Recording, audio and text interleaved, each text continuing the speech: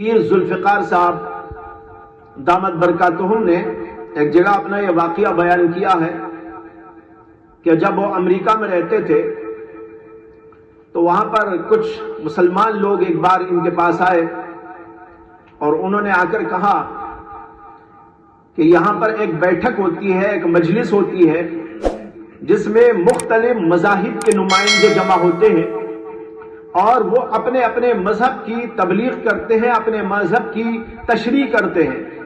ہماری خواہش ہے کہ آپ مسلمانوں کی طرف سے نمائندہ بن کر وہاں شامل ہو جائیں۔ تو حضرت نے فرمایا کہ یہ تو بہت بڑی خوش قسمتی ہے میرے لیے۔ چنانچہ وہ پروگرام میں شریک ہوئے مسلمانوں کا نمائندہ بن گئے۔ تو وہاں پر بعض مسائل پر گفتگو ہوئی اور اس کے بعد ہر آدمی نے اپنے اپنے مذہب کے بارے میں کچھ باتیں بتائی۔ حضرت نے بھی اسلام کے بارے میں تعارفی کلمات پیش کیے، اور جب مجلس کا اختتام ہونے لگا تو یہ بات طے کر دی تھی کہ اگلی مجلس کب ہوگی اور اگلی مجلس کا ٹاپک کیا ہوگا۔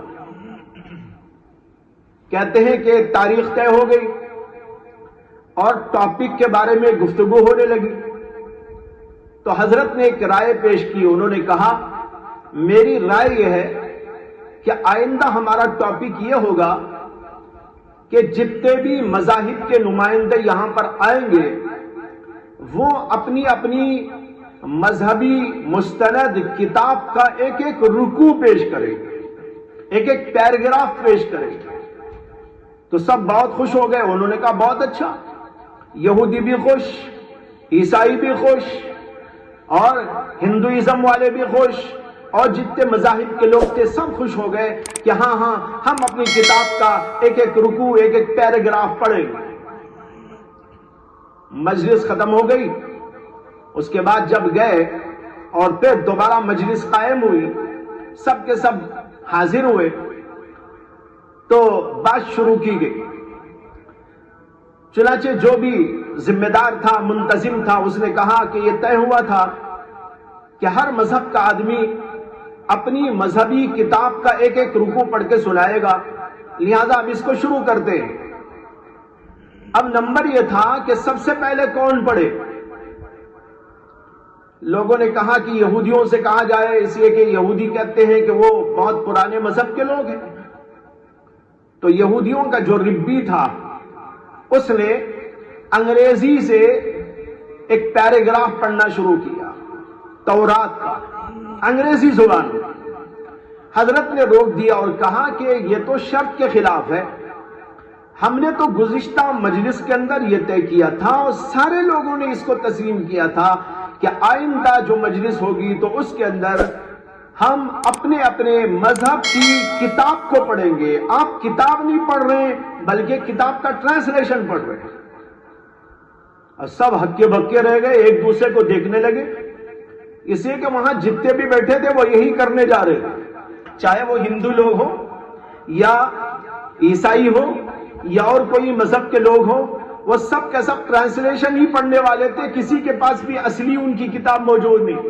وید کون سی زبان میں نازل ہوئے کوئی نہیں بتا سکتا۔ ٹرانسلیشن ملے گا آپ کو، اردو میں بھی ملے گا، کنڑ میں ملے گا، تمل میں ملے گا، انگلش میں ملے گا، اور اسی طرح یہودیوں کی کتاب ہو یا عیسائیوں کی، اس کے ترجمے تو ملیں گے، لیکن کسی کے پاس اصلی کتاب جس میں کہ وہ کتاب نازل ہوئی تھی وہ زبان موجود نہیں۔ تو حضرت نے کہا کہ بھئی یہ تو شرط کے خلاف ہے۔ تو سب ایک دوسرے کو دیکھنے لگے۔ حضرت نے فرمایا کہ ایک دوسرے کو دیکھ کر یہ کہنے لگے کہ ہم تو سوائے ٹرانسلیشن کے اپنی اصلی کتاب تو نہیں پیش کر سکتے، یہ صرف تو اسلام ہے جو اپنی اصلی کتاب پیش کر سکتا ہے۔ جس زبان کے اندر یہ نازل ہوئی، عربی، آج تک اسی زبان کے اندر موجود ہے، اسی اصلی حالت کے اندر موجود ہے، اس کے علاوہ کسی اور مذہب کے پاس یہ بات موجود۔ حضرت نے کہا یہی تو اسلام کی حقانیت کی دلیل ہے۔ تو دیکھیے یہ واقعہ بتا رہا ہے کہ دنیا میں آج اسلام ہی وہ ہے مذہب جس کے پاس محفوظ طریقے پر اس کی تمام تعلیمات موجود ہیں، اس کی کتاب موجود ہے، اور تمام کے تمام حقائق، تمام کے تمام عقائد، تمام کے تمام احکامات موجود ہیں، اور کسی اور کے پاس ہی موجود ہے، اور یہ منسوخ بھی نہیں، بلکہ یہ سب سے آخر میں آ کر ساری دنیا والوں کو قیامت تک کے لیے دعوت دے رہا ہے کہ میں اللہ کا کلام ہوں، میں اللہ کا نظام ہوں، میں اللہ کی طرف سے عقائد کو لایا ہوں، میں اللہ کی طرف سے پیغامات کو لایا ہوں، میرے ہی اندر آنے سے نجات ملے گی۔ یہ اس زمانے سے آج تک برابر اسلام کی طرف سے کہا جا رہا ہے، یہ آخری دین ہے، اس کے بعد کوئی اور دین آنے والا ہے۔